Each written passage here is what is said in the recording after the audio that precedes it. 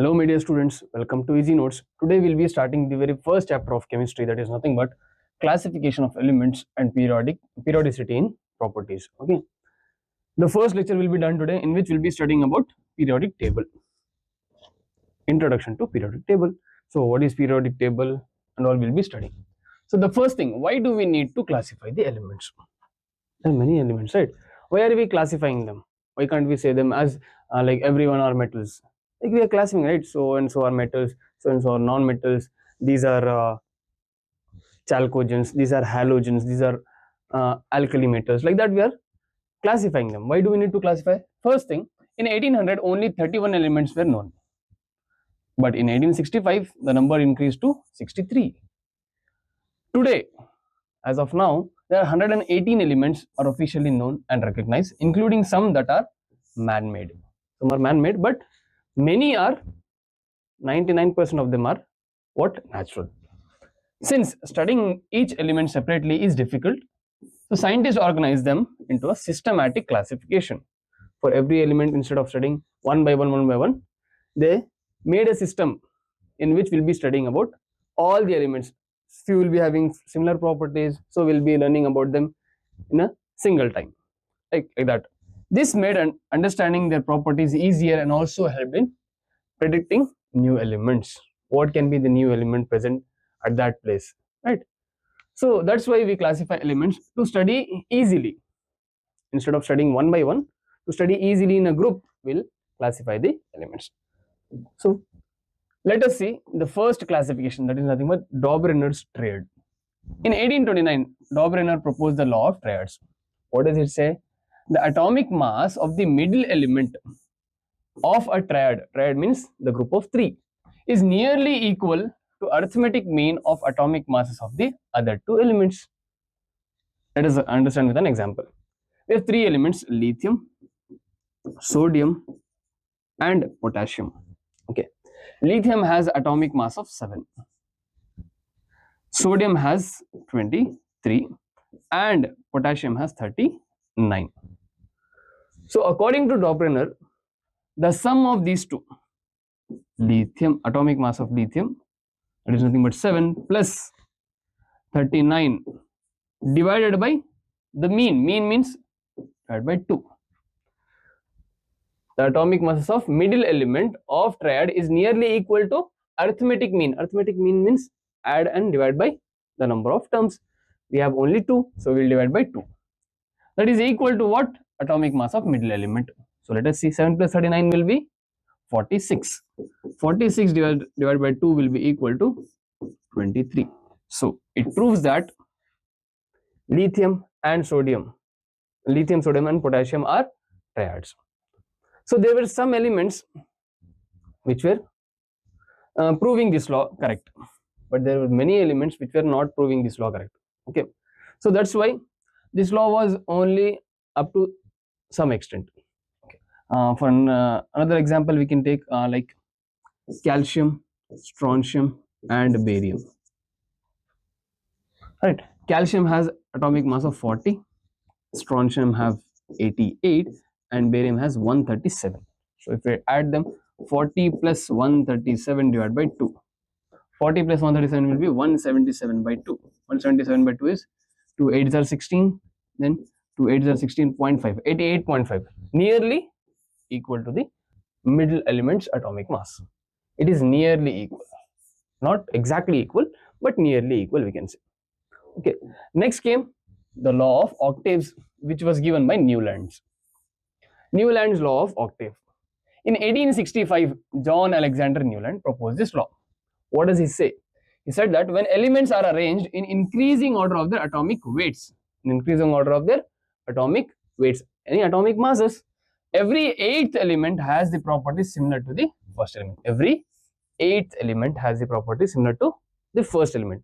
Let us consider, for example, lithium, beryllium, boron, carbon, then nitrogen, oxygen, 1 2 3 4 5 6, then fluorine. At that time noble gases were not present. Then we came back to sodium. So this is the first element and this is the eighth element. So every eighth element were resembling in properties with first element. This was given by what? Newlands. Okay. Next, Mendeleev's periodic law. What does Mendeleev says? Dmitry Ivanovich Mendeleev. It was 1834 to 1907. He was present at that time. Proposed the periodic law and the periodic table. Okay, he proposed the periodic law and periodic table of how many elements? 63 elements. Okay. The properties of these elements are periodic functions of their atomic weights. What did he say? The properties of any element are periodic function of their atomic weights. How the weights are increasing, in the same way their periodic properties are also changing. Okay, Mendeleev arranged only 63 elements known at that time according to the increasing atomic weight. But this method couldn't explain the positions of certain elements. Certain elements were not placed properly, like rare earth metals and isotopes. Okay. In periodic table, while he arranged 63 elements, many elements were arranged atomic to according to increasing number of atomic masses. Okay, but some were not having places, some were misplaced here and there, because argon has the atomic weight 40, but potassium has 39. But argon is placed before potassium, right? In actual periodic table. But according to Mendeleev, potassium should be placed before argon. So there was some confusion. That's why the last periodic law was given by Moseley, modern periodic law. In 1913, Henry Moseley measured the frequency of X-rays given by different elements. Different elements were emitting some rays. The rays were X-rays. He measured the frequency of each element and he came to a conclusion that the root of frequency was directly proportional to atomic number. Means that how the atomic number was increasing, in the same way frequency was also increasing. So he concluded that the properties of elements are periodic functions of their atomic number, not atomic weights, but atomic number, because atomic number of every different element is different, but atomic weights can be similar, right? Because of isotopes, like carbon 14 and nitrogen 14, both have atomic masses same, like 14, but atomic number is always different. So Moseley told that what the periodic properties of any element is a periodic function of their atomic number, not atomic weight or mass. Next, later Niels Bohr gave the extended form of the table known as long form of modern periodic table, which we see in this way. See, this is our periodic table in which we have hydrogen, lithium, beryllium, sodium, manganese. This is completely periodic table, right? So these are alkali metals. These are what? Alkali metals. The one which is mentioned in blue, right?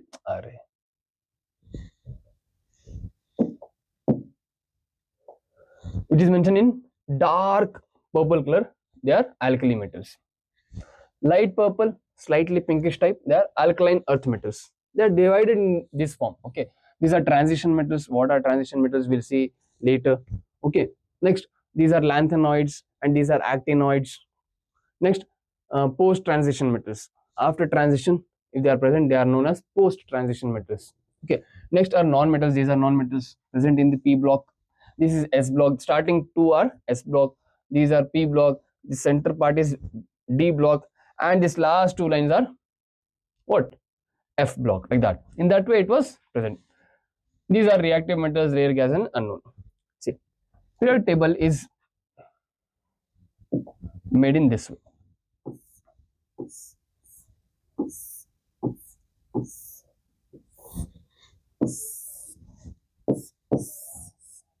Like this.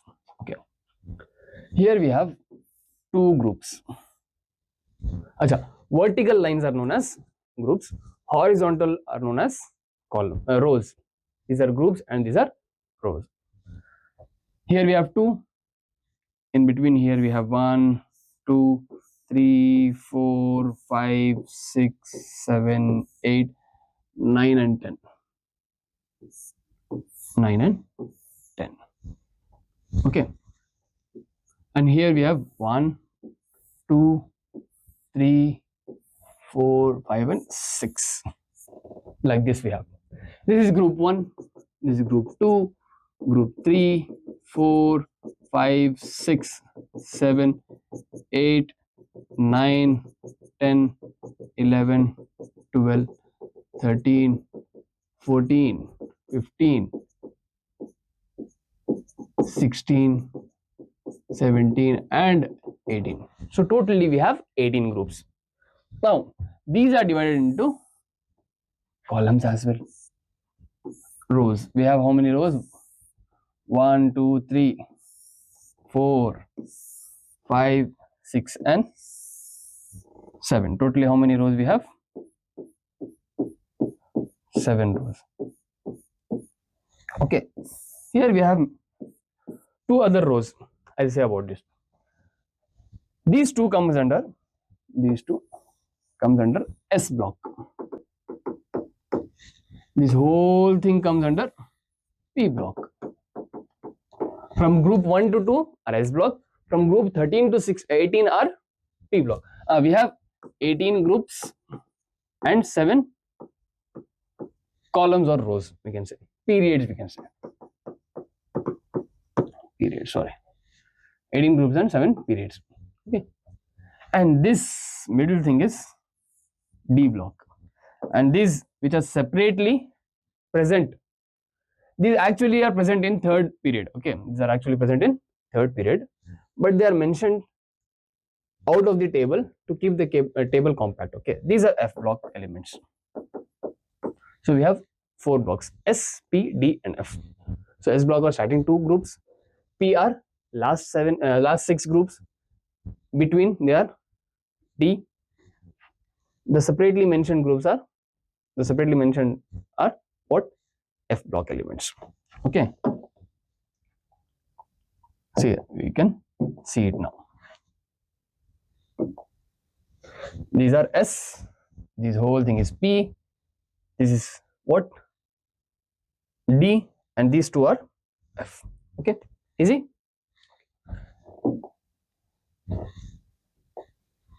Next.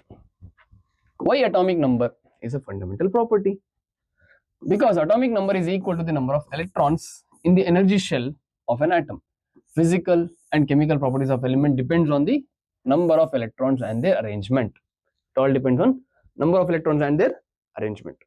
So hence it is a fundamental property. For different elements, atomic number was different. That's why we took it as a fundamental property. Okay, not atomic masses. Next, salient features of modern periodic table. Firstly, groups. What are groups? The modern periodic table has 18 vertical columns called groups. I told you, right? 18 are there. They are known as groups. Each elements in the same group have same number of electrons in the outermost shell and also have same properties. In the same group, everyone will have same properties and the outermost electron of every group will be same. Okay. There'll be like here in center it will be a nucleus. Then we have some shells. So outermost shells will contain some electrons. Okay, every group will have exact electrons in the outermost shell. Like first group they'll have 1 electron in the outermost shell. Second group they'll have 2 electrons in the outermost shell, like that, in that way. Okay, for main group elements, group is related to the number of valence electrons. Main group, which are the main groups? Let's just see. Next, classification of groups. First is group 1. Group 1 is known as alkali metals, except hydrogen. Hydrogen is present at the topmost point, right? As they form strong alkalis with water. That's why they are called as alkali metals. Group 2 are known as alkaline earth metals. They form weaker alkalis compared to alkali. They are also alkali metals, but they form weaker alkalis. That's why we call it as alkaline earth metals. Next is group 3 to 12. Group 3 to 12, that is nothing but D block, right? They are transition elements. They have incomplete penultimate shells and show variable valency. See, these and these groups will have fixed valency. What is valency? We'll see later on. But these show variable valency. Sometimes this, sometimes that, different times. And what is penultimate shell? Penultimate means outermost is ultimate. Inner to that, n minus 1. Nth shell means last one, right? Second last is nothing but penultimate shell. Okay. They have incomplete penultimate shell. Why it is incomplete? We'll see. Next, group 13 is boron family, group 14 is carbon family, group 15 is nitrogen family, we call it as nitrogens as well, and group 16 is oxygen family, we call it as chalcogens. Why? Because they are ore forming. And group 17 is known as halogens. These elements form salts. Lastly, group 18 is called noble or inert gases because they have completely filled outermost shell. Okay, so if I say group 1 will have one valence electron, group 2 will have two valence electrons, group 3 will have group 13 will have three valence electrons, group 14 will have 4, group 15 will have 5, group 16 will have 6, group 17 will have 7, and lastly group 18 will have 8 valence electrons. That's why valence electrons, that is nothing but valence shell can contain maximum number of electrons. What? How much? That are 8. Valence shell can contain the maximum 8 number of electrons in it. Okay, that's why it is called completely filled outer. That's why it has completely filled outermost shell, and they are less reactive. When will anyone react? When they need to form a bond with someone else. Okay, when they have something they don't have, or they have extra, right? At that time they'll react. They have completely filled, everything is sorted, so they won't react. They are less reactive due to their stable electronic configuration, and they are also known as zero group. Okay, because they have completely filled valence shell. Main group elements. Which are the main group elements? Group 1, 2 and 13 to 18, which are seen up. That is nothing but S and P block elements are called main or represented elements or normal elements. Valence electron increases from 1 to 7 from group 1, 2 and group 13 to 7. Just now I told you in group 1 it is 1, group 2 2, group 13 it is 3, not group 3. 14 it is 4, in 15 5, 16 6, 17 7 and 18 8 valence electron. Like group 1 1, group 2 2, 13 to 17 from 3 to 7. And group 18 has complete valence electron except helium. Helium is the uppermost element of group 18. It has only 2 electrons. Okay. Next, periods. What are periods? The modern periodic table has 7 horizontal rows. The horizontal rows are called periods. How many there are? 7. Each period starts with an element having one valence electron and ends with noble gas.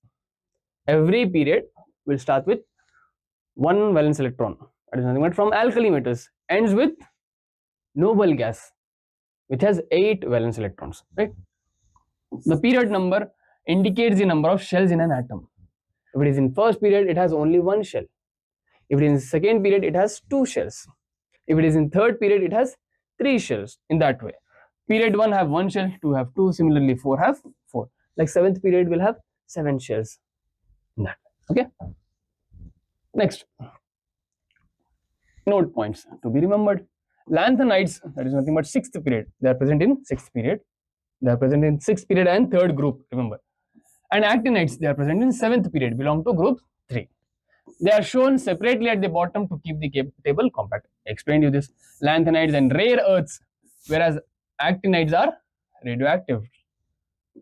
The 3rd period elements, that is nothing but sodium, magnesium, aluminum, silicon, phosphorus, chlorine, or argon, are considered as typical elements. They are known as what? Typical elements. Okay. Next, electronic configuration of some elements. Let us see the arrangement of electrons in various shells K, L, M, N and so on of an atom is called its electronic configuration. How we arrange the electrons in any element. Okay, that is known as electronic configuration. So K is nothing but first shell. K is first shell. L is second, M is third, and N is fourth shell, and so on they'll go. So the maximum number of electrons in a shell will be 2n square. Here, this is n. 2n square. N is the number of shell. N is number of shells. Okay. So K can have the maximum number of how many? 2 into 1 square is 1. So 2. L can have 2 into 2 square will be 4. 4 2s are 8. M can have 3 square is 9. 9 2s are 18. N can have 4 square is 16. 16 2s are 32, and so on they can go. Acha. This is first rule. Maximum number of electrons in any element, in any shell can be 2n square. But remember another rule as well. In valence electron, what is another rule? In valence shell, valence electron, not valence shell, the maximum electrons can be 8, only 8, not more than 8. If at all M is the valence shell, it can have 18 electrons, but maximum should be 8 only. If there are 9 electrons, the 9th electron will be placed in nth shell, not in the M shell. Remember that. For example, we can see here. Wait, we'll see an example here. For example, if there is a sodium, sodium's atomic number is what? 11. So in first shell, how many electrons? 2 electrons, right? Second shell, 8 electrons. 10. Third shell will be 1 electron. Done. Okay. Let us go for potassium. Potassium's atomic number is 19, right? Okay. First 2, second 8, and third we can put 9 because M can have 18. As this is valence shell, 9 is wrong because valence shell can contain only 8 electrons. That's why we'll do 2, 8, 8 and 1, because here valence shell will have only 1 electron, not 9. Valence shell can maximum have 8 electrons, whether it be any shell, K, L, M, N, anything. It should have maximum number of electrons. How many? 8. Okay, remember that. Next, let us talk from some other as well. Chlorine is 17. So 2, 8, then 10 plus 7, 17. Simple. Then if we talk about calcium is 20. So 2, 8. Instead of writing 10, we can write 8, 2. Understood? Yeah, better understand it. Next, periodicity. What is periodicity? Properties that repeat at a regular intervals when elements are arranged in increasing atomic number are called periodic properties. Repetition is nothing but periodicity, and the phenomena is called periodicity. Simple. Repeating the same properties is called periodicity. Cause of periodicity. Why is periodicity occurring? Periodicity is caused by the recurrence of similar valence shell electronic configuration. Like see here, sodium and potassium both have one valence electron. Because they have same valence electron in the valence shell, their properties will be same. That's why these properties repeat after a regular interval of time. That is known as periodicity. Understood? Next, shells. What are shells? You know, right? In center there will be nucleus, then there will be shells where electrons are present. Okay. So electrons revolve around the nucleus in fixed circular paths called shells or orbits. These are also called energy levels as well. Shells are named as K, L, M, N, O, P. Just now we told about it. So variations in number of shells. Let us see. Down the group, that is nothing but from top to bottom when we are coming, number of period is increasing, right? So number of shell will also increase. Just now we studied, right? Period indicates the number of shells. In first period we'll have 1 shell, in second period we'll have 2 shells, in third period we'll have 3 shells, in fourth period we'll have 4 shells, like that. So just now we saw sodium 11, it has the atomic number 2, 8, 1. It has how many shells? 3 shells. But if we talk about potassium, that is 19, 2, 8, 8, 1, it has 4 shells. It means that as we are coming downwards from top to bottom, number of shells are increasing. But across the period, left to right, the number of shells will remain same. How? So if we talk about sodium 11, right? See, 2, 8, 1. And magnesium is how many electrons? 12. So 2, 8, 2. It also have 3. It also have 3 shells. So number of shells in a single period will be same. In different periods, number of shells will get different. Okay. Next, valency. What is valency? It is the combining capacity of atom of an element. How can any atom combine with different atom of an element? Okay, that is nothing but valency. It is equal to the number of electrons of an atom can lose, gain, or share. Many electrons have different properties. Okay, some elements can lose electrons, some elements can gain electrons, but some electrons only share electrons. So depending on that, their valency is decided. Okay, see, who will lose electron? Which have less than 4 electrons in valence shell. Who will gain electron? Which have more than 4. Who will share? Which have equal to 4. It will make you remember easily. If they have less than 4 electrons, they'll lose electrons to become stable. See what happens if I talk about sodium. See, sodium, Na, right, 11, 2, 8, 1. And about chlorine, chlorine has it is 17, right, 2, 8, and 7.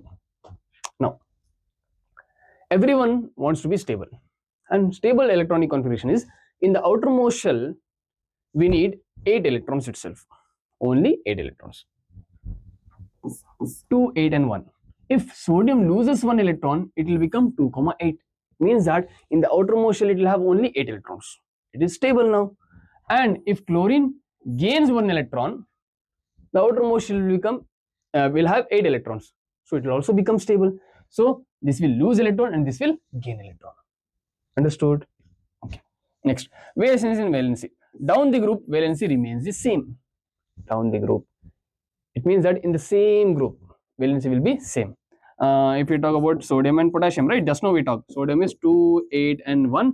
Potassium is 2, 8, 8, and 1.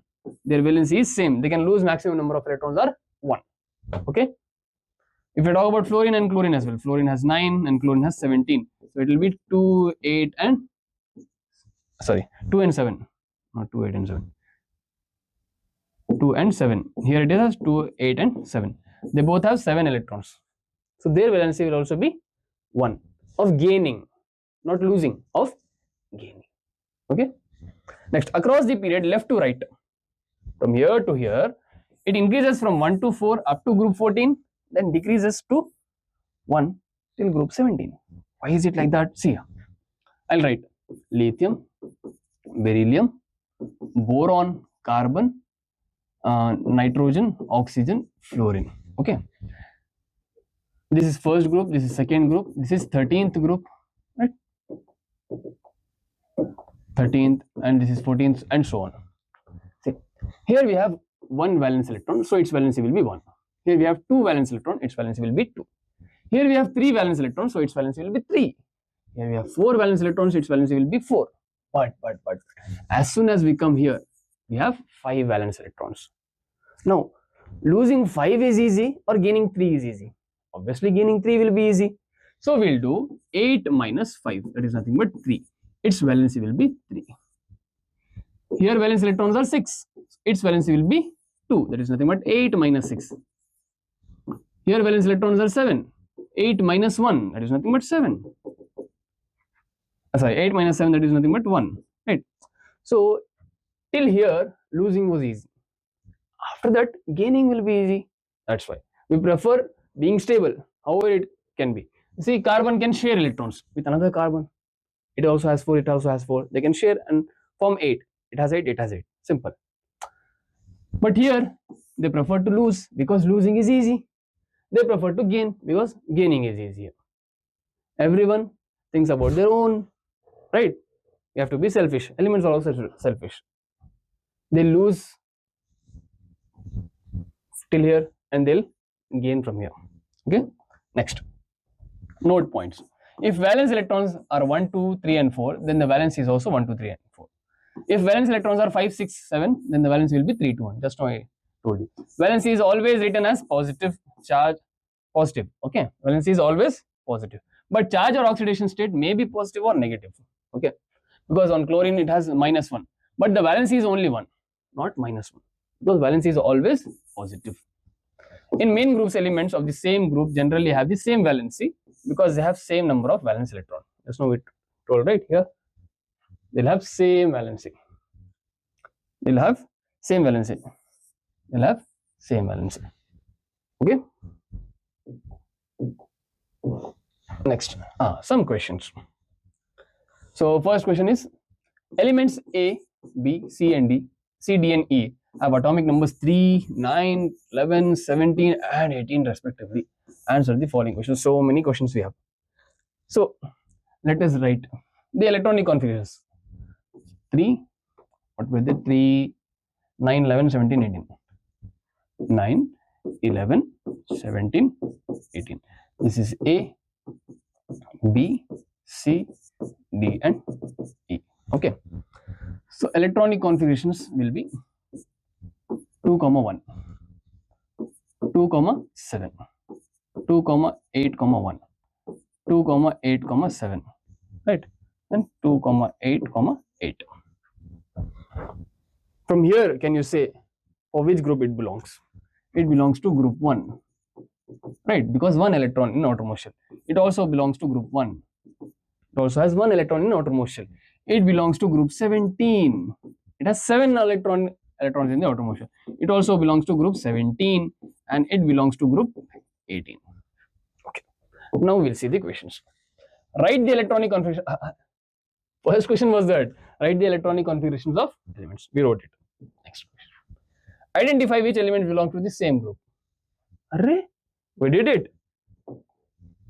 Element B and D belongs to the same group and element A and C belongs to same group, right?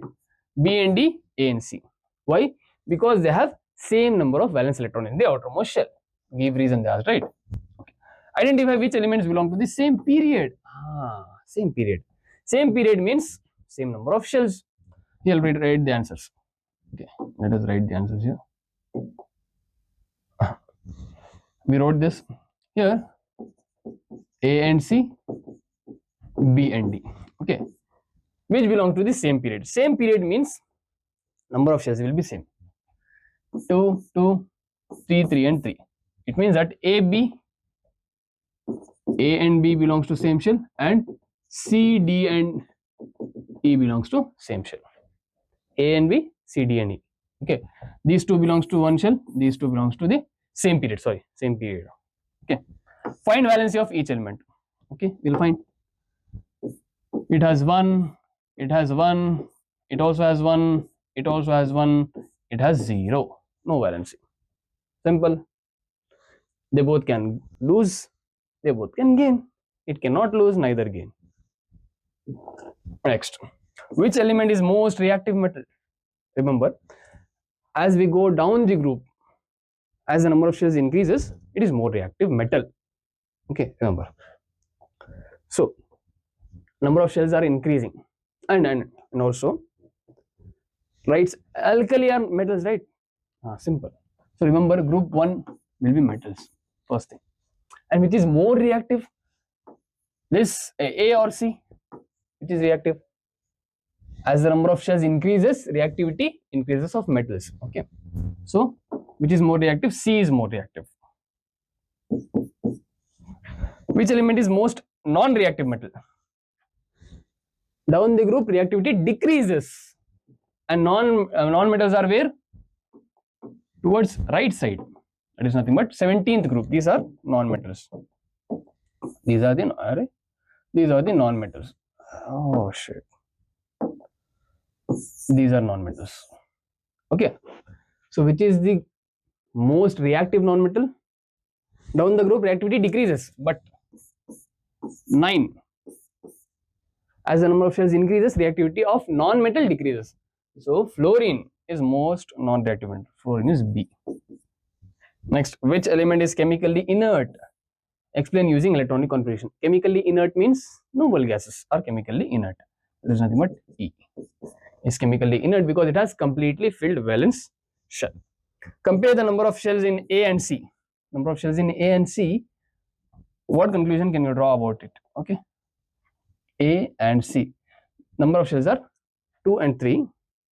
And we can draw the conclusion that it belongs to the second period and it belongs to the third period. Okay, understood. I hope you have understood it. Next, element P has electronic configuration 2881. Okay, the number of chlorine atoms present in the chloride of P is how many chlorine atoms? See, P can lose one electron.